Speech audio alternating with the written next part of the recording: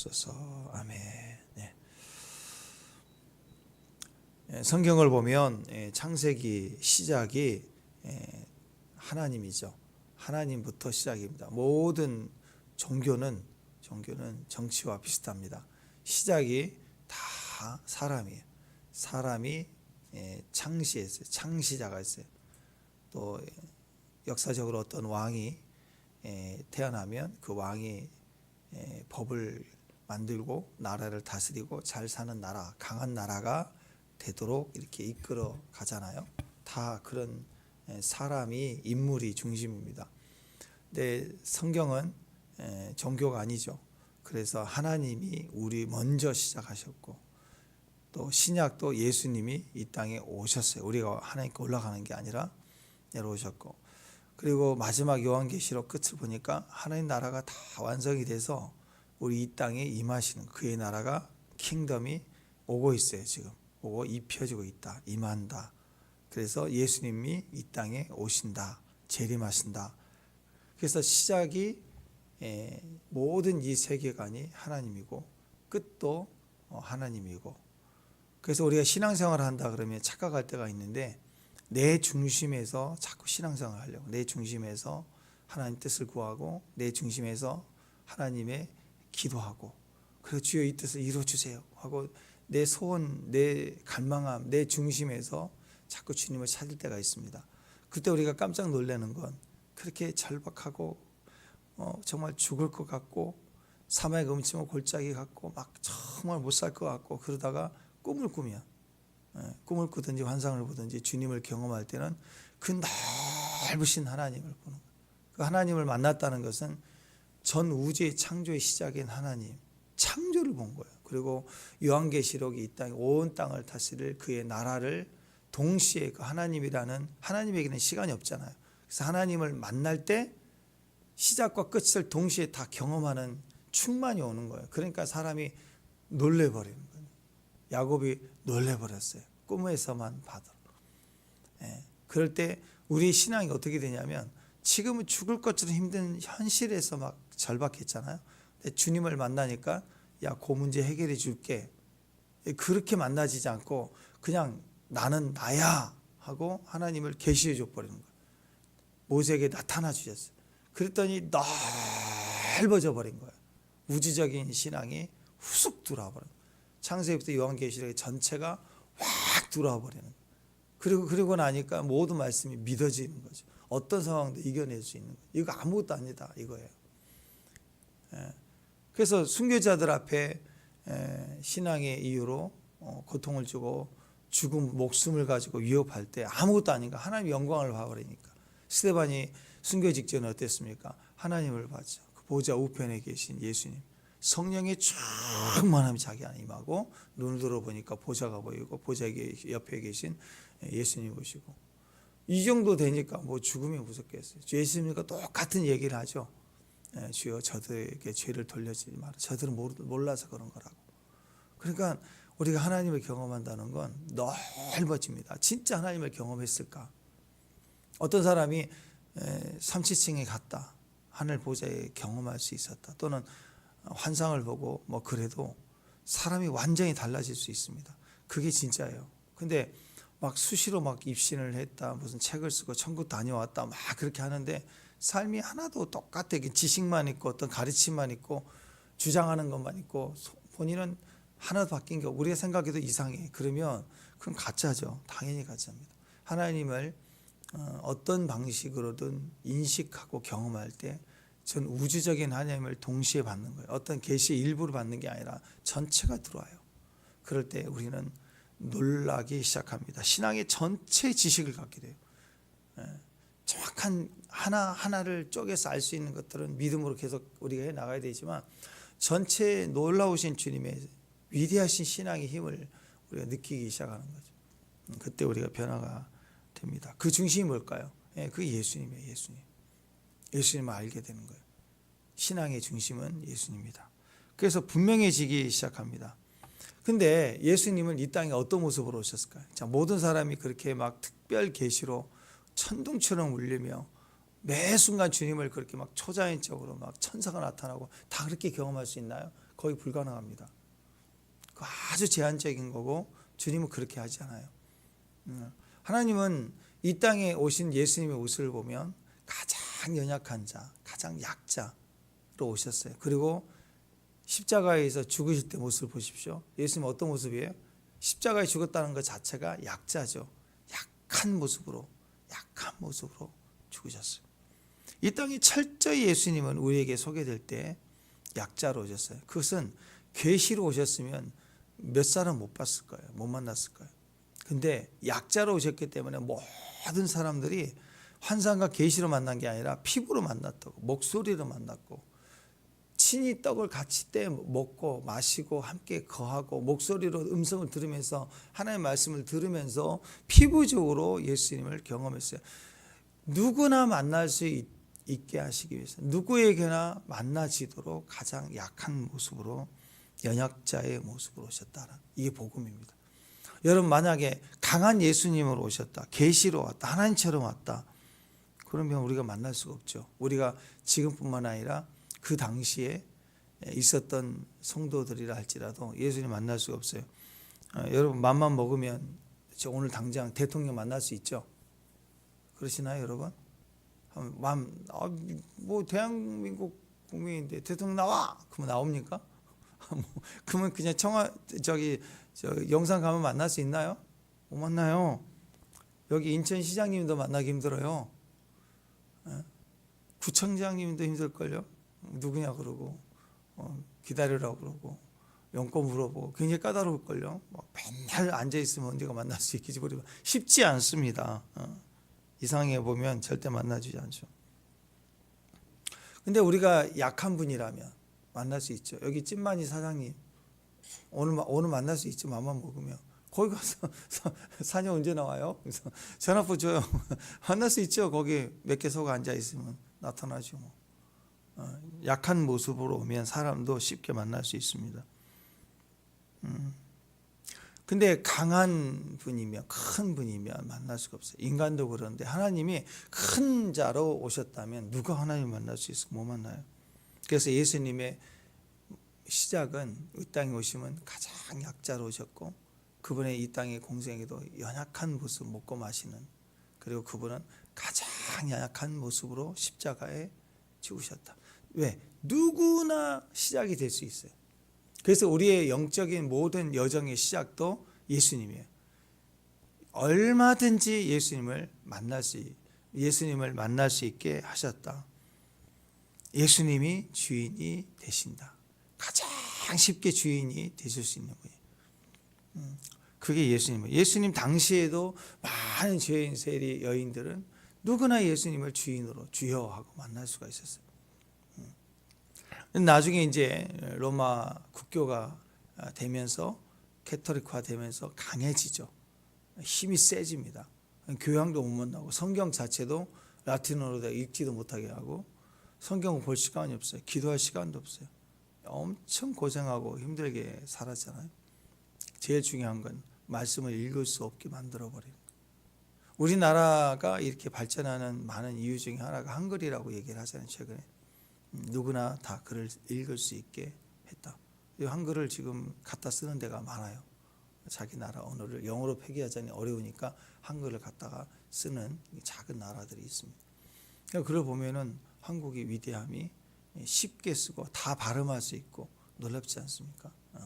마찬가지입니다. 언어의 힘은 굉장히 큰 거죠. 마찬가지로 예수님이 이제 막혔어요. 예수님 오셨지만 인간이 그걸 자꾸 위대하게 신앙을 만들어 놓으니까 일반 사람들이 예수님을 만날 수 없게 해버리는 거예요. 그래서 종교 개혁이 일어났죠. 루터가 제일 먼저 한 일이 성경을 쓰는 거였어요. 독일어로 쓰기 시작했다고. 가볍게, 쉽게, 누구나 읽을 수 있게. 종교 개혁이 일어났어요. 칼뱅이 일어나고 스핑글리가 일어나고. 그래서 개신교가 시작이 됐습니다. 기본이 뭘까요? 예수님을 만나는 것부터가 시작인, 쉽게 만날 수 있게 하셨다. 어렵게 해서는 안 된다는 거죠. 예수님이 우리에게 만나지는 체험, 그게 우리의 시작입니다. 그래서 우리는, 모든 인간은 예외 없습니다. 예수님을 만나야 돼요. 그러면 이제 드디어 중심이 된 거예요. 내 안에 큰 계시가 오면 우리는 산에 돛 닦으러 막 판소리 하신 분을 득음한다고 막 목에 피토하듯이 우리가 그렇게 해야 예수님 만날 수 있다 그러면 얼마나 힘들까요? 그런데 예수님은 누구나 길 가다가도 심지어는 큰 교통사고를 당해서 불행한 일이지만 장기가 파열돼서 이건 병원에 가도 살 수 없는 상태인데 의식만 잠깐 남아있는 순간에도 지금 당신이 예수만 영접하면 지금 구원받아요. 혹시 언어가 안 나오면 지적 생각 동의라도 하세요. 구원받을 수 있어요.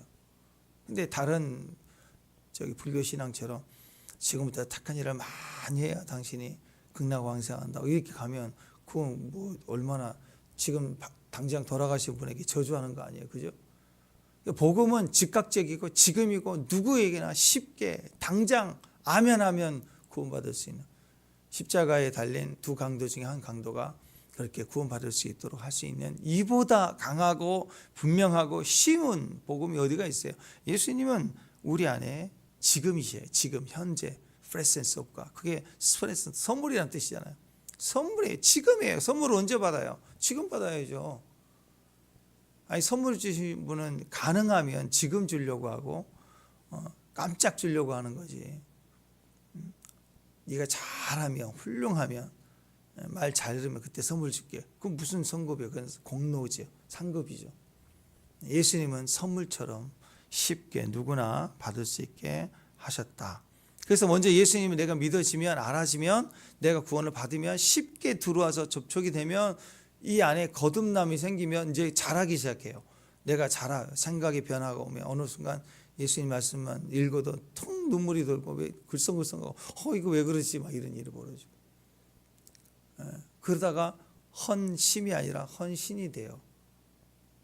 헌신. 실제로 몸을 들여서 이렇게 섬기게 되는 게 기뻐요. 선교도 가고 구제도 하고 이렇게 확대가 되는 거죠. 그러면 이게 다른 사람으로 이웃에게 그리고 동심원으로 자꾸 퍼져가는 겁니다. 사도행전 1장에 보면 성령 받고 권능이 임하면 너희가 온 예루살렘과 유다와 사마리 땅끝까지 이게 커지죠. 동심원으로. 호수에 바위를 탁 던지면 어떻게 돼요? 궁덩하면 물결이 빠진 데를 중심으로 퍼져가고 동심원을 그으면서 퍼져갑니다. 복음이 마찬가지. 동심원이 있다. 영향력이 퍼진다는 것은 항상 근원이 있습니다. 우리는 너무 잘 알죠. 특히 한국 사람들은 이제 가짜가 있어서 그렇지. 우리는 이 원리를 너무 잘 알아요. 그래서 맛집을 가면 칼국수집 가면 원조 일 아니에요. 옆에 가면 또 뭐가 있어요? 또 시작 그리고 최초 이렇게 하고 자꾸 근원이 있어요. 무엇이든 일단 근원이 있다고 이게 퍼져가기 시작한다라는 거죠. 복음도 마찬가지입니다. 그러니까 이 퍼져가는 힘이 있다는 것은 뭐가 있냐면 구심점이 있어요. 중심이 있다는 그것은 항상 누구라? 예수님이다. 예수님. 그리고 예수님의 복음은 사람을 통해서 이렇게 흘러가기 시작합니다.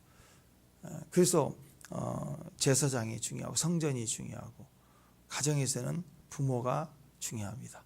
자녀들 세대가 중요하다. 예, 중요하죠. 근데 부모 세대가 먼저예요. 구심점이 되지 않으면 흘러가지 않아요.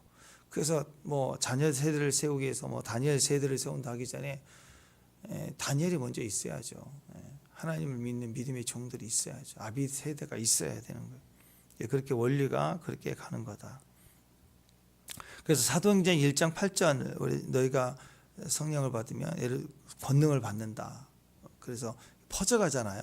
퍼져가는 것처럼 똑같아요. 오늘 시편 말씀이 138절 말씀이 이렇게 신앙은 거대해져야 돼. 커져야 돼. 하나님 시각으로 만나지면 커져가는 거예요. 우주가 들어오는 것보다 훨씬 더 커진다. 감사는 그런 겁니다. 감사가 어디가 있을까? 주님 오늘 먹을 것 주셔서 감사. 선물 주시니까 감사. 이건 작은 감사예요. 그런데 시간이 커지면 어떤 감사까지 가야 돼요? 사실은 내 자신과 이웃과 하나님 뜻이 이루어져. 진짜 감사는 시편에 나와 있는 위대한 종들의 감사의 내용은 어디에 있냐면 전적으로 하나님이었어요. 하나님 나라 그의 나라와 의를 감사했어요.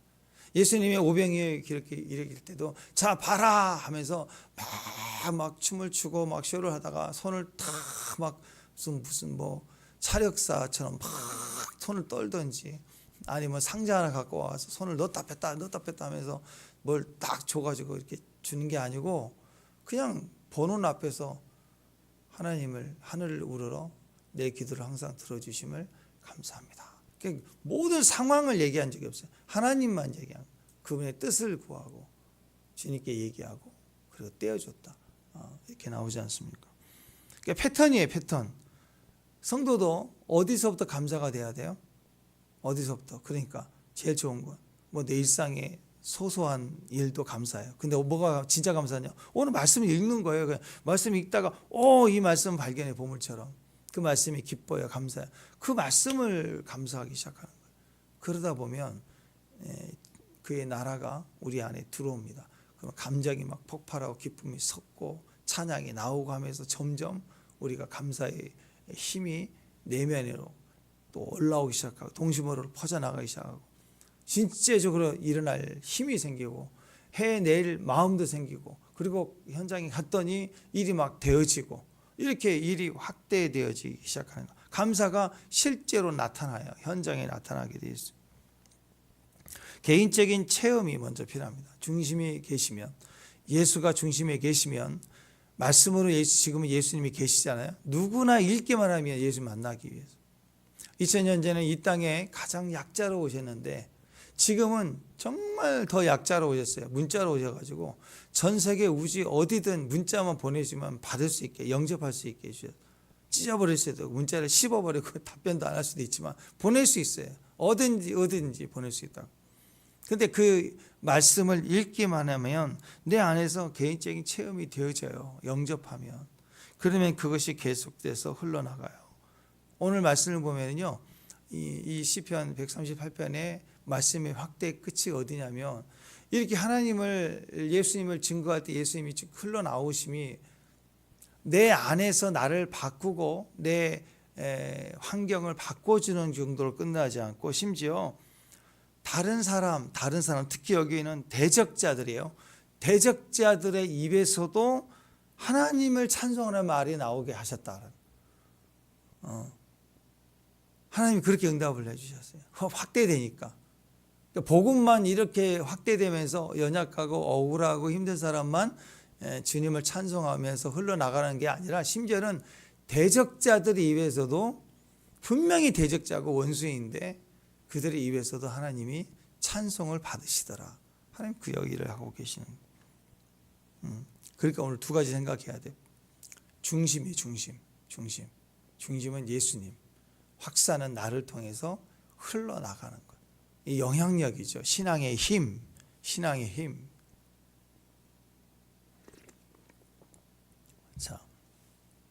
자, 그러니까 중심이 뭐가 되어야 되느냐? 중심은 누구예요? 예수님인데, 말씀인데, 고난당한 어린 양이 중심이에요. 쉬워야 돼요. 우리 안에 중심이 되는 말씀은 쉬운 말씀이에요. 내 말씀이에요. 가장 익숙한 말씀. 다윗도 골리앗을 싸우러 나갈 때 왕의 무기 줬더니 최고 좋은 무기 줬더니 안 맞죠? 옷도 안 맞고. 그러니까 결국 뭐예요? 내가 제일 익숙한데 돌멩이, 돌팔매질 하는 거. 그거 가지고 이렇게 나가지 않습니까? 중심이 뭐냐? 가장 쉬워야 돼요. 가장 접하기 쉬운 거. 거절당하지 않고 영접할 수 있는 위치. 고난당한 어린 양, 약한 양입니다. 그래서 요한계시록 5장에서도 보면 보좌에 계신 모습들이 나오잖아요. 근데 다 승리하신 완성된 나라의 보좌에 계신 그 우편에 계신 예수님의 모습을 표현할 때 죽임당하신 어린 양이다. 막 이런 표현을 해요. 그러니까 완성되고 이기신 승리하신 예수님의 모습이지만 우리에게 비춰질 때는 여전히 인자하고 다사하고 따뜻하고 그러면서 나를 위해서 지금이라도 희생당하신 죽임당한 어린 양의 모습으로 비춰진다는 거예요. 성도에 대해서는. 축복합니다. 축복합니다. 자, 죽임 당하신 어린 양이라는 개념이 뭐예요? 그것도 느껴지는 게 연약함이다. 십자가에 달렸다. 연약함이 있다. 그게 교회입니다. 교회. 그래서 예수님이 계시는데 예수님 어떤 모습이에요? 죽임 당한 예수님, 십자가의 예수님, 연약한 예수님. 그게 중심에 있는 거예요. 그러니까 그 아빠가 가정에서 아빠가 파이터야. 세계 챔피언이야. 권투로 막 세계를 다 제패하고 한 번도 져본 적이 무패 복서예요. 집에서도 복서예요? 그럼 바보지. 그죠? 아이들에게는 어떻게 비춰져야 돼요? 연약한 아빠의 모습. 막 그 위대한 복서가 집에 들어와서 애들하고 장난칠 때는 팔씨름만 맨날 치고 져주는 거지. 사실 뭐 지겠어요. 밀당을 해서 이긴다 친다 이긴다 친다 하고 세 판하고 뭐 한 번은 또 이겨주지. 그러니까 애가 막 씩씩대 갖고 한 번 더 하자 막 그래가지고 그래서 하다가 안 돼 하고 져주고 뭐 그렇게 가는 거 아니에요. 맨날 지고 약하고 부족하고 그런 모습으로 집에 있다. 이게 바로 예수님의 진짜 영향력입니다. 그래야 강력해지는 거죠. 예수님이 계시는데 그 예수님은 분명히 승리하신 분이신데 우리에 대해서 개인적으로는 그분은 항상 십자가의 예수님이고 연약한 예수님이고 지금도 위대하신 하나님이시지만 여전히 우리 눈에 우리가 부르실 때 항상 어떤 예수님을 봐야 돼요? 십자가의 예수님부터 시작하는 거예요. 그래서 주님을 경험하신 분들에게 주님이 지금도 나타나셨다 막 그런 분들 있잖아요. 여러분도 우리도 마찬가지라고 생각해요. 주님이 나타나셔도 부활하신 모습으로 도마에게 나타났을 때도 그러나 도마에게는 어떤 모습이었어요? 만져봐라. 여전히 못자국을 보여주셨어요. 지금도 마찬가지일 거예요. 만약에 주님이 나타나자는데 좀 헷갈린다 그러면 주님 못자국을 보여주세요. 그래 보라고 그러잖아요. 그러면 주님이 하도 오래돼 가지고 강남 여기 1번지에 성형외과에서 나의 손 다 수술했는데 이렇게 이러실까요? 아니죠. 지금도 못자국이 있어요. 약함이 있어요. 같이 울어요. 나를 이해해주고 계시는 거예요. 약자의 모습으로 계신다. 그러니까 우리가 평화해요. 지금은 내가 심판주야 하고 막 저울을 두고 칼을 두고 나타나시면 얼마나 무서워요. 예수님은 중심에 원래 그분 강하신 분인데 중심에 비춰지는 그 본심은 약함이시라고 사랑이라고 그게 핵심입니다. 가정도 그러잖아요. 가정에 언제 제일 기쁘죠? 가정이 언제 기뻐요? 언제 기쁨과 평화가 가정에 가득할까? 저는 이번 12월 달에 우리 각 가정에 기쁨과 평화가 가득했으면 좋겠어요. 근데 가정에 언제 기쁨과 평화가 일어난 줄 아세요? 우리 교회도 경험하고 있는데 아기가 태어납니다. 아기가 태어나면 막 버럭했던 할아버지도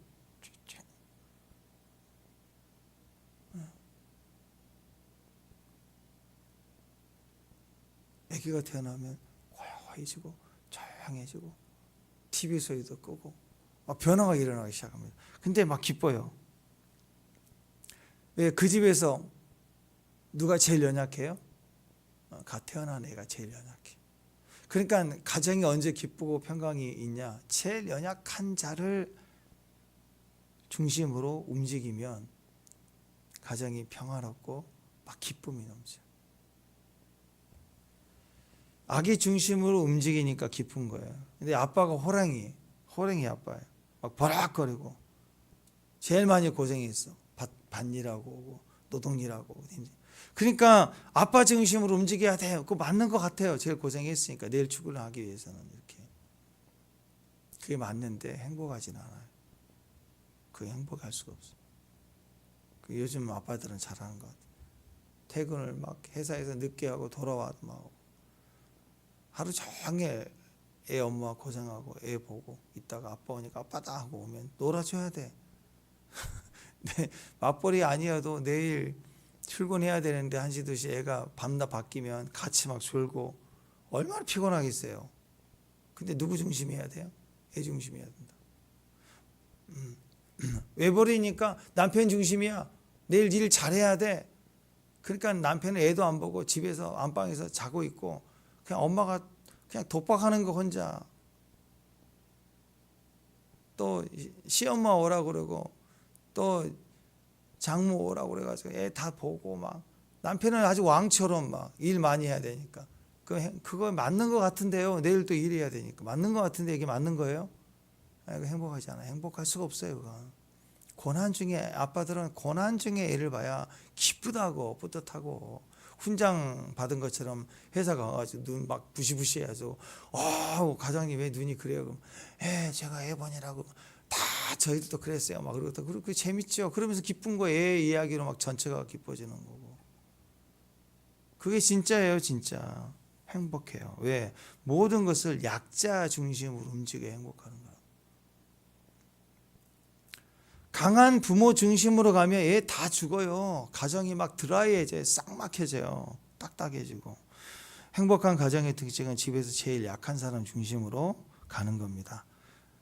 아이가 몇 명이 있다고 하면, 자녀가 몇 명이 있다고 그러면 그 약자 아이 중에서 강자 아이예요, 약자 아이예요? 약자 아이의 중심으로 가야 된다.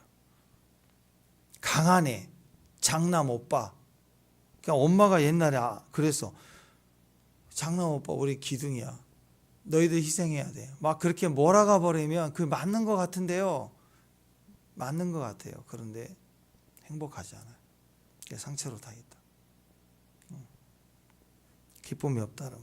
근데 제일 막내, 약한 애 중심으로 가야 돼. 혹시 가정의 아이 중에 장애가 있다면 그 장애 아이 중심으로 다 가야 가정이 늘 기뻐요. 다 기뻐요. 전체가 기쁜 거예요. 더 챙기고 없고 그렇게 하는 거죠. 그래서 미국 사람들 보면은 우리는 덜하지만 입양 많이 하는 분들 입양 계속 하잖아요.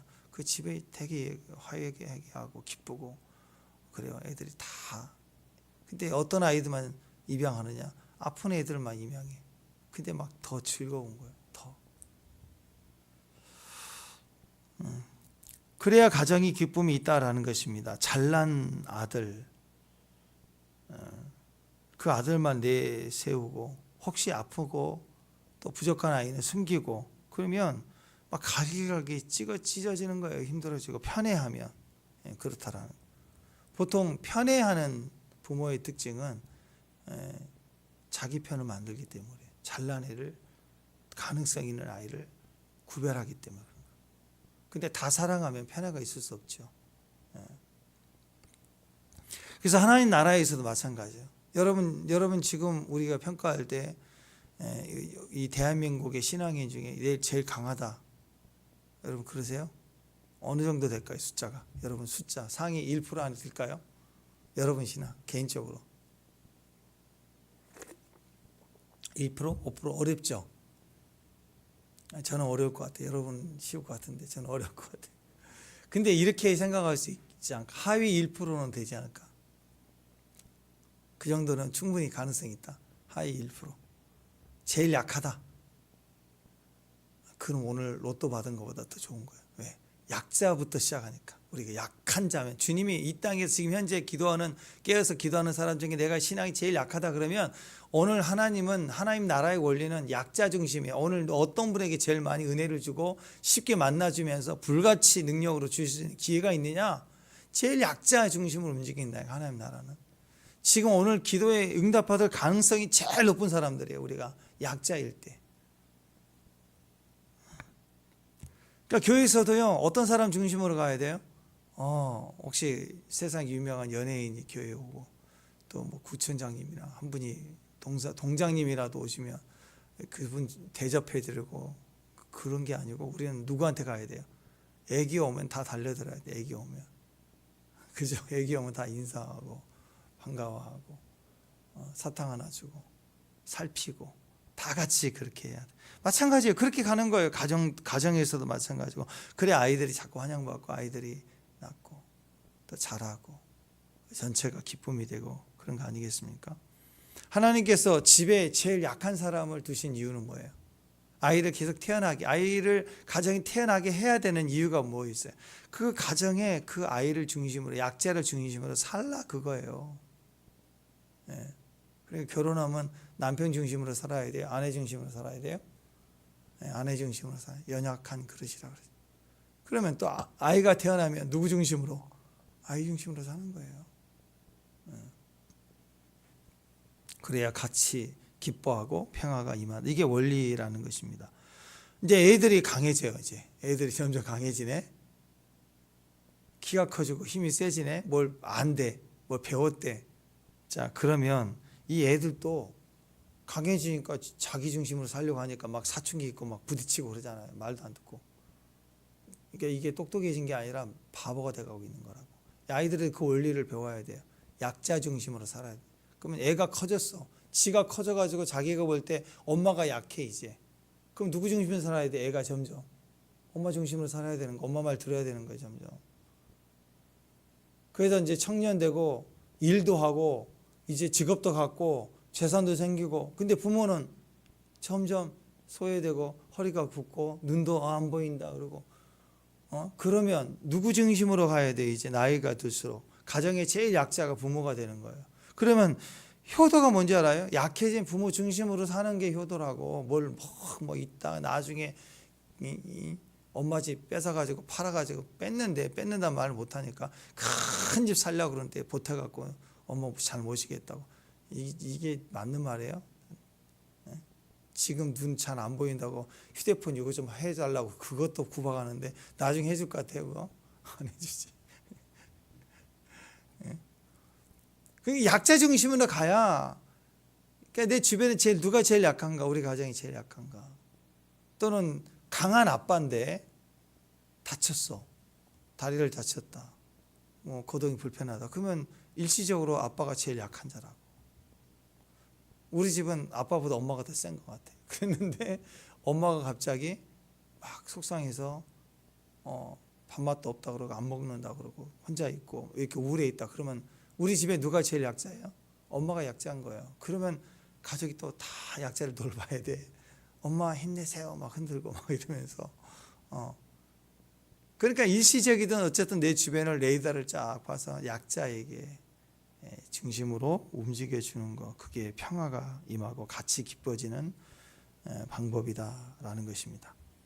애들은 자라면서 자기 중심으로 자기 의견을 내고 자기 생각으로 막 절대 안 바꾸려고 할 때 갈등이 시작이 되고, 그 가문이 평화가 금이 가고 깨져가기 시작하는 거예요. 맨날 모이면 집안이 싸우는 거예요. 나중에 다 자기 중심이죠. 강한 자의 중심이에요. 지금까지 오빠가 다 해먹었잖아. 엄마가 다 잡고 이제는 싫어. 나는 안 뺏길 거야. 막 이러면서 이제 내가 강해진 거야. 이제 목소리를 내기 시작하고 옳은 거 정의 하면서 막 강해지기 시작해. 강한 자가 막 싸우는, 이전의 강한 자와 신은 강자가 막 붙는 거야. 모일 때마다 싸우는 거야. 이제 그 다음 세대에 막 아들들끼리도 싸우고 복잡해지기 시작하는 거야. 우리가 아까 79장 했지 않습니까? 주 하나님 지으신 모든 세계, 주님의 높고 위대하심을 찬양하네. 찬양합니다. 내 영혼이 찬양하네 하면서 주님의 높고 위대하심까지 가요. 우주까지. 그게 넓어져 가는 거예요. 그 넓은 스케일, 큰 마음을 가질 때 우리는 내 주변에 강한 자의 편에 살아. 어렵죠. 나보다 강한 자 편에 서려는 사람들이 더 많은데 경쟁해야 되는데, 약자를 도우라. 약자 편에 서는 약자에게 도와줄 수 있는 거예요. 우리 얼마든지 가능성이 높죠. 당장 시작할 수 있는 거예요. 하나님 중심, 보좌 중심, 예배 중심. 그게 1절 2절이에요. 1절 2절 중심부터 시작합니다. 1절 2절 시작. 내가 전심으로 주께 감사하며 내가 주의 성전을 향하여 예배하며 주의 인자하심과 성실하심으로 말미암아 주의 이름에 감사하오니 이는 주께서 주의 말씀을 주의 모든 이름보다 높게 하셨습니다. 커지는 거예요. 하나님을 만나고 우주적인 하나님을 만나고 주님이 내 중심이 딱 되면, 자, 주님이 내 안에 중심에 계신 상태를 우리는 예배라고 그래요. 예배. 예배는 worship은 worthy, 가치란 단어에서 나왔다 그러지, 그죠? 그러니까 내 안에 뿌듯한 값어치가 있는 거예요. 진짜 금보다 비싼 값어치를 내가 느끼고 알고 있는 거예요. 그걸 예배라고 그래요. 중심에 그분이 계시는 거예요. 그러니까 약자인데 가장 약자, 낮은 자 중심으로 임재하신 약자의 마음에 가치가 있는 거예요. 세상에 높은 자들이 이상하게 여길 만큼 부요함과 강함을 경험하기 시작하는 그 예배 안에서 이루어집니다. 최종적으로 6절 시작. 여호와께서는 높이 계셔도 낮은 자를 굽어 살피며 멀리서도 교만한 자를 안다. 높이 계셔요. 누가 하나님 앞에 이를 수 있을까? 없어요. 종교도 안 되고 바벨 탑을 쌓아도 안 돼요. 하나님 높이 계셔요. 근데 가장 약자, 가장 낮은 자를 굽어 살펴요. 위에서 내려다보고 째려보고 하는 게 아니고 굽어 살핀다고. 직접 친히 그분이 아시는 거예요. 죽임당한 어린 양이시니까. 그 약자를 대신해서 대속해서 그 약자를 위해서 죽으신 거예요. 그러니까 우리를 얼마나 사랑해요. 예? 여러분 누군가에게 좀 돕는다 그러면 그냥 이렇게 불쌍하다 그러면 뭐 10,000원, 20,000원 뭐 좀 여유가 있으면 10만 원 이렇게 잘 모르지만 이렇게 구제할 수 있겠죠. 근데 1,000,000원 정도를 여러분이 대출을 받아서라도 이렇게 뭔가 해줘야 된다라는 상황이 온다면 그거 생각 없이 모르고 할 수 있을까요? 뭐 그럴 수도 있겠지만 저는 아니라고 생각합니다. 그 상황을 정확하게 인지하지 않으면 대가를 지불할 수가 없죠. 근데 그렇게 내가 해서라도 대가를 지불해야 된다 그러면 그 상황을 내가 아는 거죠. 알았기 때문에 그런 거예요. 근데 이 세상을 다 값주고도 살 수 없는 가격어치가 예수님인데 예수님 자리에 예수님이 독생자를 하나님이 내주고 독생자이신 예수님이 자신을 우리를 위해서 내어주실 때는 우리를 모르고 알지 못한 거 내어줄 수는 없죠. 나라는 존재를 정확히 알고 그것을 내어주는 거라고. 자, 우리가 성금 모금합시다. 그러면 뭐 조금씩 할 수 있지만 여러분이 개인적으로 뭐 1억을 하고 2억을 구제를 한다 그럴 때는 그것을 정확하게 쓰일 수 있도록 그런 사람이나 대상이나 상황을 인식하기 때문에 여러분이 거기다가 구제하는 거 아니겠어요? 이 엄청난 대가를 지불하실 때는 그냥 모르고 그냥 뿌려주는 게 아니라고요. 정확하게 나를 아시고 약자를 알고 약함을 아시고 그 속에 들어가셔서 굽어 살피시고 그리고 대속해서 자기 목숨을 내어놨다. 그러니까 교회가 되면 기뻐요. 주님이 계시며 기뻐요. 주님과 함께하면 기쁜 거예요. 그분이 오시면 땅에는 평화예요. 하늘은 영광. 하늘에는 영광, 땅에는 평화. 그래서 말씀이 우리 안에서 회복이 될 때 커져가기 시작합니다. 참 감사한 것은요, 하나님의 그 영향력이 우리 안에 예배로 감사로 흘러나가기 시작하면 원수들이 거하는 대적의 나라, 거기에 수장인 왕도 하나님을 높이기 시작합니다. 그래서 하나님을 대적까지도 그 이외에 찬송케 하는 거예요. 3절, 4절, 5절 보면 3절, 4절, 5절 내 영혼의 힘을 주어 강하게 하시는데 4절 여호와 이 세상의 모든 왕들이 주께 감사한 세상의 모든 왕들이 주께 감사한다. 주의 입의 말씀을 들었다.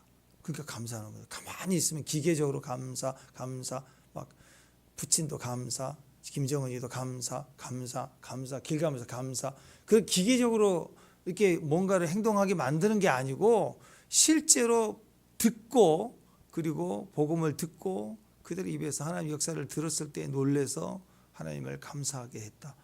근데 역사적으로 이런 일이 실제로 있었어요. 성경에 다니엘서만 보더라도요. 자, 느부갓네살이 어땠어요? 다니엘 4장을 보면 느부갓네살이 강력한 왕이잖아요. 다 끌고 갔잖아요. 두 눈 뽑아서 데리고 가고 끌고 갔잖아요. 무시무시한 왕입니다. 자, 근데 그 느부갓네살 왕이 꿈을 꿔요. 꿈을 꾸는데 이거 누가 해석해 줘? 다니엘 신들의 아들 네가 와라. 그래서 다니엘이 해석해 주잖아요. 해석을 해주면서 뭐라고 얘기하냐면 마지막에 근심이 있어서 근심을 가지고 해석하는데 왕이여 당신은 7년 동안 소처럼 풀을 뜯어먹고 들짐승과 함께 살 것이고 당신은 미친 사람이 될 거라고. 그랬더니 바로 미쳐버렸죠. 그냥 7년 동안 막 펄펄 뛰고 막 소처럼 물뜯고 다니고. 그것 통해서 뭐라고 그랬어요? 왕이 지극히 높으신 이가 사람의 나라를 다스린다. 그리고 그 지극히 높으신 이 하나님은 자기 뜻대로 누구에게든지 이 나라를 줄 수 있다는 것을 깨닫게 될 거다 그랬어요. 근데 실제로 그랬죠. 느부갓네살이 세상을 다 쳐버리고 예루살렘까지 쳐버리고 다 지가 대장인 줄 알았더니 너무 높아지니까 하나님이 이 나라는 네가 이룬 게 아니라 내가 준 거야. 내가 뺏는다. 뺏어버리고 너 미쳤어. 그리고 딴 사람에게 줘도 당장 줄 수 있는 분이 하나님이라는 거예요. 그러니까 7년 동안 미쳤다가 딱 또 7년 지나니까 정상으로 돌아오는데 다시 그 왕조가 복귀가 돼요. 복귀되는 왕이 어디가 있어요? 옛날에는 왕조 바뀌면 죽는 거지.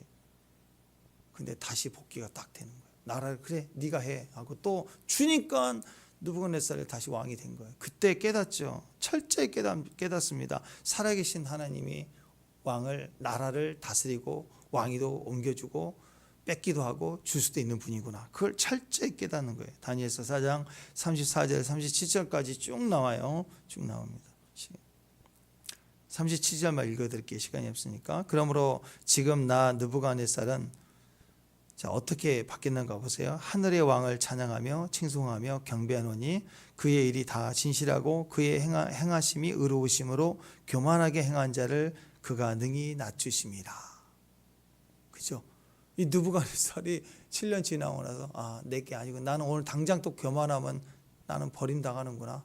하나님 또 딴 놈한테게 주게 얼마든지 줄 수 있는 거예요. 이스라엘에게도 줄 수 있지만 이스라엘 다스리기 위해서 나를 쓴 거고 내가 교만하면 또 딴 데 줄 수도 있구나. 내가 까불면 안 되는구나. 그걸 노래했다고. 하늘의 왕을 찬양한다. 또 다리오 왕이 있었죠. 다리오 왕도 다니엘 시대에 다리오 왕이 있어요. 사자굴에 다니엘이 들어가게 했어요. 그랬더니 안 죽었죠. 왕도 어떻게 할 수 없는데 다니엘이 나오자마자 자기를 모함했던 자들을 다 사자밥되게 했잖아요. 그죠?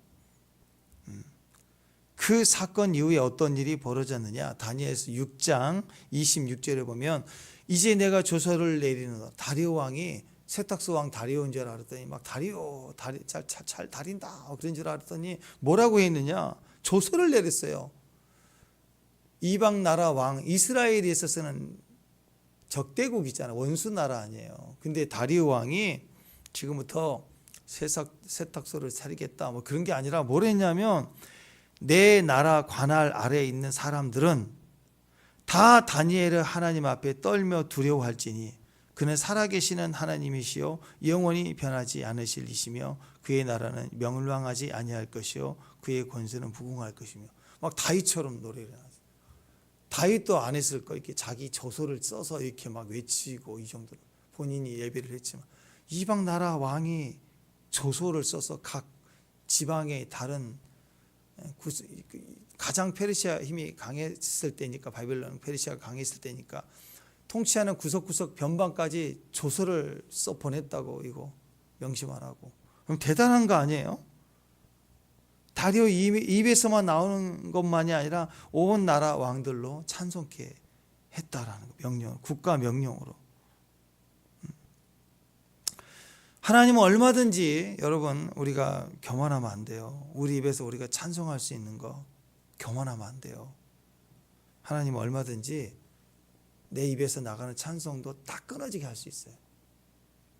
딱 뺏어버리면 한번 탁 치면 딱 허약하락하시면 찬송 딱 끊어지게 할 수 있다고. 얼마든지 내가 잘나서 찬송한 게 아니라 하나님이 나를 지켜주시고 내 입에 찬송을 물려줘서 가능한 거예요. 그러니까 얼마든지 우리 주변에 이익을 따라 우리 손에 있는 이익을 너 그래? 싹 빼갖고 옆 사람 줄 수 있어요. 대한민국 한순간에 다 딴 나라에 있을 수도 있다고.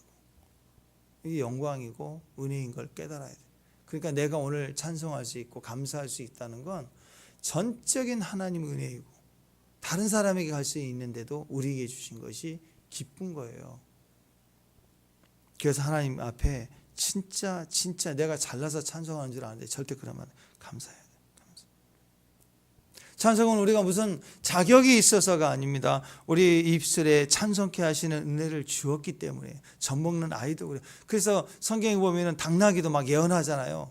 나는 예언한다고 하는 분들이 막 까분 거 보면 웃겨. 예언도 아닌 예언도 하지만 그럼 너무 웃기는 거. 어떻게 예언하시는 분들이 두려워하지 않죠?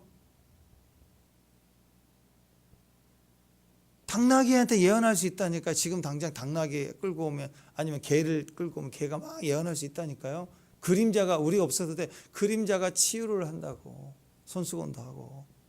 근데 하나님은 그림자나 손수건보다 우리를 존귀하게 하셨어요. 아멘? 아멘.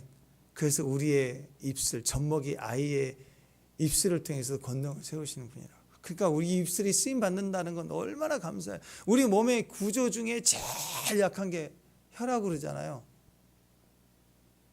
그죠? 나이 들면 허리 관절, 무릎 다 부러지고 힘없고 그래도 혀는 죽을 때까지 살아있어요. 혀는. 그래서 하나님 권능이 제일 임하시는 쉬운 장소, 가장 강력한 장소가 혀래요. 아멘 하면 된대요. 외치면 된대요. 혀가 살면서 평생 고생하죠.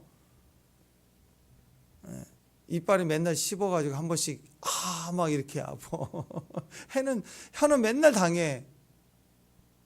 근데 나이 이제 50, 60 넘어가면 이빨은 하나씩 빠져버리고 누가 남냐면 최우승리는 혀만 남아요. 결국. 그러니까 혀를 귀하게 여기셔야 됩니다.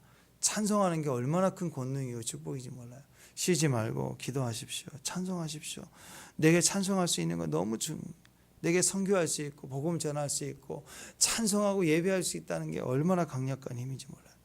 가장 약한 데서부터 시작해서 그리고 찬송하게 될 때 강한 자의 이빨과 같은 걸 부러뜨리면서라도 우리 집에 나를 통해 흘러나가는 확대, 동시먼처럼 흘러나가는 복음의 축복은 가장 강하고 악한 자 입술을 통해서라도 하나님이 찬송하게 만드신다는. 여러분, 하나님을 의지하셔야 됩니다. 하나님 믿고 그의 말씀을 혀예요. 혀로 막 중얼중얼 거리는 거. 그게 축복입니다. 오늘 하나님 말씀을 입에 물고 중얼거리는 그 기도와 감사의 축복의 사람들, 그 혀를 통해서 주님을 중심에 계심을 노래하고 중심에 계시게 하는 사람들, 그 축복의 사람들 되시기를 주님의 이름으로 축원합니다. 기도합니다. 하나님 감사합니다. 하나님께서 환난 중에서 우리가 다닐지라도 다시 우리를 대적을 향하여 막으시고 우리에게 주의 오른손으로 구원의 손으로 우리를 붙들어 주신 하나님께서 우리 영원히 붙들어 주심을 감사합니다. 그 믿음 안에서 우리 약자들이, 우리 약한 혀가 예수를 노래하고 기쁨으로 주 앞에 설 수 있도록 주님 영원토록 전하는 복음의 통로가 되도록 주여 역사해 주옵소서. 예수님의 이름으로 기도합니다.